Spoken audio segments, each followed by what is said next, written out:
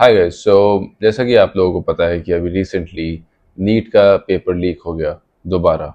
अभी एक डेढ़ साल पहले भी नीट का पेपर लीक हुआ था और तब भी जो स्टूडेंट्स थे उसके बीच में बहुत ज़्यादा आक्रोश था, बहुत ज़्यादा अनरेस्ट था, वो बहुत ज़्यादा डिसअपॉइंटेड थे। और ऐसा ही डिसअपॉइंटमेंट बल्कि इससे भी ज़्यादा इस बार भी स्टूडेंट की तरफ से देखने को मिल रहा है। और उनका गुस्सा होना जायज़ भी है, बिकॉज एक स्टूडेंट बहुत मेहनत करता है अपने एग्ज़ाम के लिए।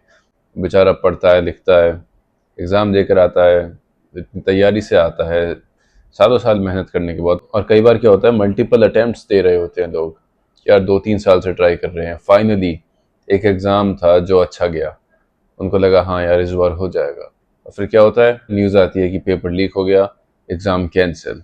जितने भी बच्चों ने मेहनत करी होती है, जितने भी एम्बिशंस और सपने होते हैं जो बच्चे लेकर आते हैं एग्ज़ाम हॉल में, वो सब मिट्टी में मिल जाते हैं। बिकॉज जो उनकी मेहनत थी, जो उन्होंने पेपर लिखा, जिसके लिए इतनी प्रिपरेशन करी और जिसको देने के बाद वो फाइनली रिलीव थे, वो उनके हाथ से छीन लिया जाता है। अब उनको दोबारा एग्ज़ाम देना है और क्या गारंटी है कि वो पेपर लीक नहीं हो जाएगा। फिर स्टेबिलिटी कहाँ रह जाती है? क्या ये जस्टिस है उन बच्चों के साथ, उन 99.99% बच्चों के साथ जो मेहनत करते हैं अपने एग्ज़ाम के लिए, उसको अटेम्प्ट करते हैं, और जस्ट बिकॉज 0.001% लोग एग्ज़ाम को लीक कर देते हैं या फिर उनका बेनिफिट उठाते हैं, इस वजह से पूरे स्टूडेंट्स का जितनी भी एफर्ट्स है वो सब डाउन द ड्रेन, ख़त्म, बेकार। ऐसे में अगर बच्चे स्ट्रीट्स पर आ रहे हैं, प्रोटेस्ट कर रहे हैं, तो कुछ गलत नहीं है। अभी रिसेंटली धर्मेंद्र प्रधान कहीं गए थे, उनको काले झंडे दिखाए गए थे स्टूडेंट्स की तरफ से। एक लड़का था जो अभी 2-3 अटेम्प्ट्स करने के बाद फाइनली कहता है, अपने पापा से बताता है कि फाइनली पापा ऐसा लगता है कि इस बार का एग्ज़ाम क्लियर हो जाएगा, I will become a doctor. और पता चलता है कि एग्ज़ाम लीक, पेपर कैंसिल।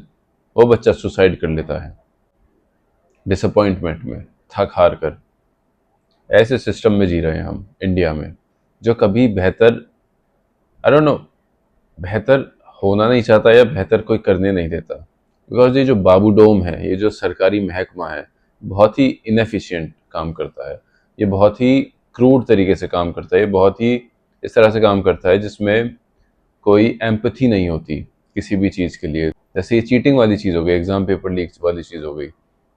सिर्फ नीट के एग्ज़ाम पेपर लीक नहीं होते हैं आए दिन, मतलब कभी किसी चीज़ के एग्ज़ाम पेपर लीक हो रहे हैं, कभी किसी चीज़ के लीक हो रहे हैं, रेलवेज के लीक हो गए।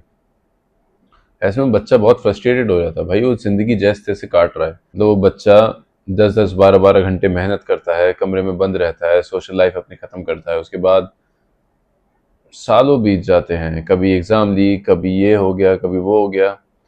It's ridiculous. वो बच्चे मेहनत क्यों कर रहे हैं? ये जो पोटेंशियल है, आप इसको वेस्ट कर रहे हो, आप उसको ढीठ बना रहे हो, आप उसको पका पका कर ये बता रहे हो कि बेटा तुम जो मेहनत कर रहे हो, पढ़ाई लिखाई कर रहे हो, इसका एक्चुअली दुनिया में कोई मतलब नहीं है। नहीं तो रिस्पेक्ट करनी चाहिए इन चीज़ों की और मैकेनिज्म बनाना चाहिए ताकि ये सब चीज़ें फर्स्ट टाइम में ही पकड़ में आए। बट ये प्रायोरिटी पे नहीं रहता है, ना किसी सरकारी महकमे के, ना किसी पॉलिटिशियन के, ना किसी कोर्ट के। सब कुछ बस यूं ही चलता रहता है। Besides these exam leaks, constant consistent exam leaks, 3 सालों में 2 बार नीट का एग्जाम लीक हो गया, और भी तरह तरह के एग्जाम्स लीक होते रहते हैं। अपार्ट फ्रॉम दिस, लोग मिनिस्ट्री ऑफ एजुकेशन से इन जनरल खफा हैं। अगर पॉलिटिकल पर्सपेक्टिव से देखें तो वो कह रहे हैं कि ये मिनिस्ट्री ऑफ एजुकेशन कर क्या रही है। मतलब अभी रिसेंटली इन्होंने कोर्ट से पंगा ले लिया था, जिसमें 7th 8th की क्लास में टेक्स्ट बुक्स में उन्होंने करप्शन इन जुडिशरी करके टॉपिक दिया था, जिसके बारे में वो बता रहे हैं कि किस तरह से कोर्ट्स और जुडिशरी जो सिस्टम है वो करप्ट होता है, उसमें पैसे का लेन देन होता है।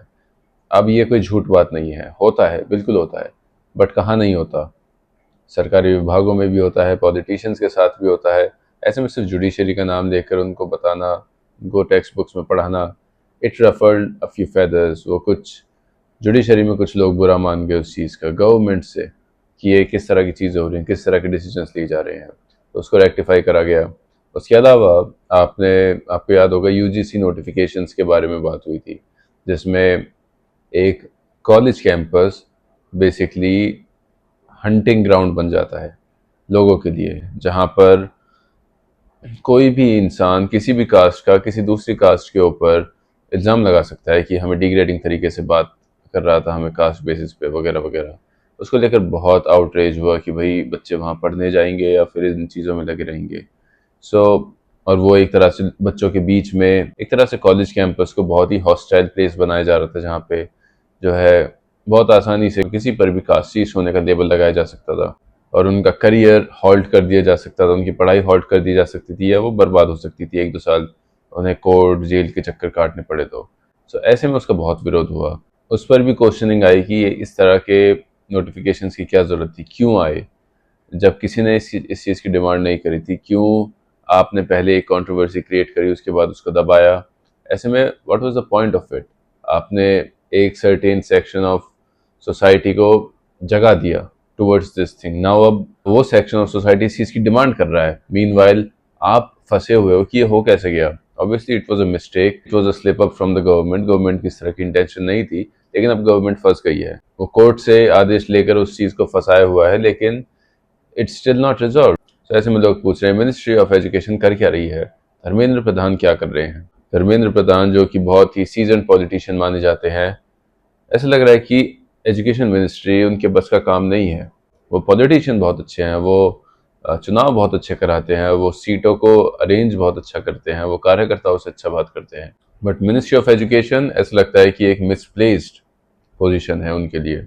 आई थिंक बीजेपी को अगर उनको यूज ही करना है, if they think that he is such a good politician, तो फिर उनका यूज करो पॉलिटिक्स वाली चीज़ों में, और अदर मिनिस्ट्री ऑफ एजुकेशन ऐसे किसी इंसान को दो जो एक्चुअली पैशनेट है एजुकेशन को लेकर, जो कि ग्राउंड लेवल पर जा सकता है, जिसमें वो कैपेबिलिटी हो, वो भाग दौड़ करने की शक्ति हो, जिसमें मेंटल कैपेबिलिटी हो उतना बारीक सोचने की।